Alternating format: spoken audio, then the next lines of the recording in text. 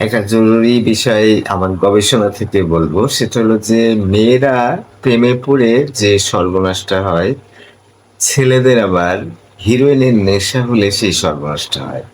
এই নেশার সাথে মেয়েদের প্রেমের একটা বড় সম্পর্ক আছে। সেটা হলো চলতে চলতে কথা বলতে বলতে কোনো একটা ছেলের ব্যাপারে একটা মেয়ে সেই হিরোইনের মতো একটা নেশায় পড়ে যায়।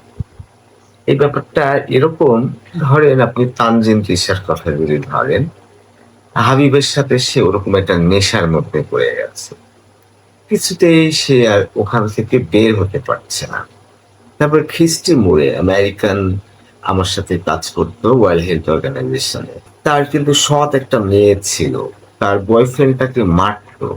তো আমেরিকার মতো সোসাইটিতে ছেলেটা যে মারতো, এরা অনেক চেষ্টা করেছে কিন্তু মেয়েটাকে বের করতে পারে। আমাদের পাশের একজনের হাজবেন্ড তাকে মারে, অনেক অত্যাচার করে, আর একটা বিয়ে করেছে, কিন্তু কিছুতেই তার কাছ থেকে সে বের হতে পারছে না। তার মানে হলো হিরোইনের মধ্যে এমন কিছু আছে যে একটা পর্যায়ে আর সেটাকে ছাড়তে পারে না। এত কষ্ট, টাকা সংগ্রহ করা, সবকিছু ধ্বংস হয়ে যাচ্ছে, শেষ হয়ে যাচ্ছে, আপ্রাণ চেষ্টা করছে। আমি তিনজনের কথা বলবো। একজন ২-৩ বছর নিয়মিত নামাজ পড়লো নেশা থেকে বের হওয়ার জন্য, আবার নামাজ ছেড়ে দিল। আর একটা নেশাখোর প্রায় ৬ মাস ধরে নিয়মিত নামাজ পড়লো, নেশাটা ছাড়ার জন্য, পারলো না। তবে আর একজনের অপেক্ষায় আছি, সে মোটামুটি কয়েক মাস হলে নামাজ পড়ছে। ফজরেও দেখা যায় ৫ বারই সে জামাতে পড়ে। ফজরে আমি নামাজ পড়তে যাওয়ার সময় দেখি যে তাকে, মানে, আপ্রাণ চেষ্টা করছে। এখন সে পারবে কিনা সেটা একটা বিষয়। আবার এই মেয়েদের ক্ষেত্রে এরকম ভয়াবহ নির্যাতন, কষ্ট। আরেকজন পরামর্শ নিচ্ছে যে তাকে কারোর সাথে কথা বলতে দেওয়া হয় না, বাড়ি থেকে বের হতে দেয় না, তারপরেও সে ওই হাজবেন্ডকে ছাড়া সে চলতে পারছে না। আরো অনেক ব্যাপার, গোপন ব্যাপার বলছি না। ৫ বছরের পরিচয়, তারপরে বিয়ে করেছে ১৯ বছর হলে, তার মানে ২৪-২৫ বছরের সম্পর্ক। বিয়েও হয়েছে ১৯ বছর আগে, কিন্তু কিছু কিছু সমস্যা করে, কিন্তু বের হতে পারছে না। তার মানে কি? তাহলে এই হেরোইনের মধ্যে এমন কিছু এলিমেন্ট আছে যে সাবকনশিয়াস মাইন্ডে, একটা মানুষের মস্তিষ্কে, মগজে এমন একটা নেশা তৈরি করে যে নেশা থেকে কোনোভাবেই সে বের হতে পারছে না। ঠিক একইভাবে একটা ছেলের কথা, চলা এমন ভাবে খাপে খাপ এমন ভাবে সেট হয়ে গেছে যে কোনোভাবেই ওই ছেলেটাকে বাদ দিতে পারছে না। তবে এই গবেষণা আমি দীর্ঘদিন করে আমি বলছি, কিন্তু আমার কাছে একটা পদ্ধতি আছে। আমি যেহেতু সারা জীবনই দর্শন নিয়ে কাজ করছি, আমি বলি যে ৪০ বছর আমি ধ্যান করছি। আমার একটা বড় স্বপ্ন হলো বিখ্যাত কোনো, যে রবীন্দ্রনাথ, সক্রেটিস, অ্যারিস্টটল এ ধরনের একটা জটিল অ্যাচিভমেন্ট করার আমি চেষ্টা করেছি অনেক বছর। এতে আমার অনেক ক্ষতি হচ্ছে। কিছুদিন আমি এটা ছাড়ছি না, কারণ হলো আমি অনেক জীবনের সব বিসর্জন দিয়েছি এগুলো শেখার জন্য। বিগত ৮ বছর ধরে আমি বিশ্বের সব থেকে সেরা ১০ জনের মতো ডাক্তার আছে, তাদের সাথে আমি ১০ ঘন্টা ধরে তার ভিডিও দেখি, এটা ওটা করি। অনেকভাবে আমি ডাক্তারির যে ব্যাপারটা, যেহেতু ওষুধ খাওয়াটা ক্ষতিকর, লাইফস্টাইল হিপোক্রেটিস যে ২৫০০ বছর আগে বলেছি, সব জিনিস নিয়ে কাজ করছি। সবকিছু মিলিয়ে আমার কাছে মনে হয় যে আমি যে এই গবেষণাটা করছি, যে একটা মেয়ে কোনোভাবেই, এত খারাপ ছেলে, কোনোভাবেই সেই ছেলের সাথে সে থাকতে চাচ্ছে না কনসাসলি, কিন্তু অবচেতন মনে, সাবকনশিয়াস মাইন্ডে এমন ভাবে অ্যাটাচ হয়ে গেছে। ঠিক হেরোইন খোরদেরও কিন্তু কনসাস মাইন্ড, সেখানে কিন্তু সে যে নির্যাতিত মানুষ অপদস্থ করে, কেউ পছন্দ করে না, টাকা সংগ্রহ করা অসম্ভব, এত দাম বেশি, কোনোভাবেই চাচ্ছে না যে সে নেশার মধ্যে থাকুক, কিন্তু পরক্ষণে আবার ইমোশন, সাবকনশিয়াস মাইন্ডে এমনই তার নেশা কাজ করছে যে কিছুতেই এখান থেকে বের হতে পারছে না। তো আমি গবেষণা করে একটা সমাধান বের করেছি, সেটা এক ধরনের মেডিটেশন, এক ধরনের কাউন্সিলিং, কিছু জটিল কাজ আছে। আমি যদি বেশ কিছু সময় ধরে তার সাথে কথা বলি, তাহলে তার এখান থেকে বের হতে পারবে। তো এই ব্যাপারে কারো যদি দরকার হয়, আমি কিন্তু আমার ফেসবুকে বিভিন্ন জায়গায় আমার ক্যাম্পেইনও করেছি যে আমি এই বিষয়ে পরামর্শ দিই। প্রেম থেকে বের হওয়া বা প্রেমটাকে জোড়া লাগানো যেটা ব্রেকআপের পরে হয়। সংসারে অশান্তি। আমার ছাত্রী বলল যে আমার বোনটা তো সিরাজগঞ্জে দিয়ে আর ওদের বাড়ি হলো সাভারে। তো এই সংসার টিকলো না। আমি অনেক করলাম যে এত গোপন কথা তো জানা যায় না। কিন্তু সে এমন একটা তুচ্ছ কারণ দেখালো যে তার বোন ডিভোর্স দিয়েছে তার স্বামীকে। তুচ্ছ, আমি বললাম আমি যদি জানতাম, একেবারে সহজ ব্যাপার, একেবারে তুচ্ছ কারণ। তারপরে সে চাইলো যে আমি একটা ছেলে দেখি তার বোনের জন্য। তার বেশ কিছুদিন পরে বলল যে আরেকটা বিয়ে দিয়েছিলাম বোনকে, কিন্তু বোন আবার ডিভোর্স দিল। এই যে কিছু কাউন্সিলিং এর ব্যাপার আছে, খুব তুচ্ছ।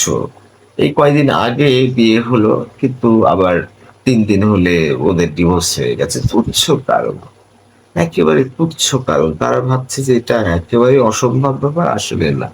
একেবারে তুচ্ছ কারণে এত সহজ একটা বুদ্ধি সে কেন তাদের নাই? কারণ এই যে আমি ৪০ বছর, আমি ১৮ ঘন্টায় চেষ্টা করি এই দর্শন নিয়ে কাজ করা।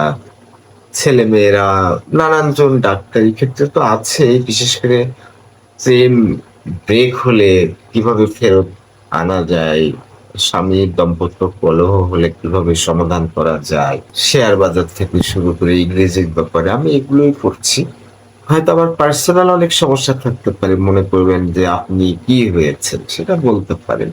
কিন্তু এখানেও মনে রাখতে হবে যে সক্রেটিস কিছুই ছিলেন না, কাজী নজরুল ইসলাম কিছুই ছিলেন না। তবে কাজী নজরুল ইসলাম পরে লেখালেখিতে নাম করেছে, রবীন্দ্রনাথ করেছে, অনেকে আছে যে ৩০-৪০ বছরে অনেক নাম করে ফেলেছে। বিখ্যাত যেসব দার্শনিক আছে, সাহিত্যিক আছে, কবি আছে।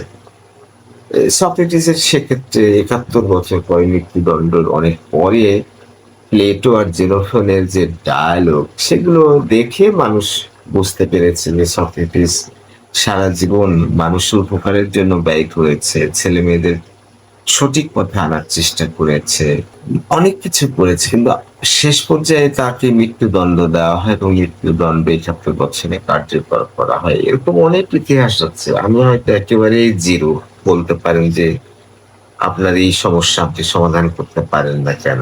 এরকম আছে, কিছু জিনিস আছে নিজেরটা পারা যায় না। হাতের রেখা আমি অনেক বছর ধরে দেখি। সেখানেও কিন্তু বলতে পারেন যে আপনার ভাগ্য পরিবর্তন করতে পারেন না। আসলে এটা না, যে ১০০০টা বিয়ে দিয়েছে তার বিয়ে হয়নি। ঘটক পাখি ভাই বলতে পারেন, আমাদের চারঘাটে একজন আছে। এত বিয়ে দিয়েছে কিন্তু সে কিন্তু বিয়ে করতে পারেনি। তো এরকম প্রকৃতির কিছু, আল্লাহর কিছু রহস্য আছে। কিন্তু মেয়েদেরকেও আল্লাহ এমন ভাবে তৈরি করেছে যাতে করে ওই মেয়েটা এক পুরুষে আসক্ত থাকে। এই এক পুরুষে আসক্ত রাখার জন্য আমার মনে হয় যে এমন ভাবে খাপের খাপ এমন ভাবে ছেলেটার সাথে মিলেছে বা পুরুষটার সাথে মিলেছে, সে বের হতে পারছে না। মোস্তাক দেখেন, তার বউ অনেক কম বয়সী, যেটা তিশা। আবার হুমায়ুন আহমেদ দেখেন, এই যে শাওনের সাথে অনেক বয়সের পার্থক্য। মানে কিভাবে একটা হুকিং হয়। তোমার তুলনা তুমি, সব থেকে পচা উপন্যাস সুনীল গঙ্গোপাধ্যায়।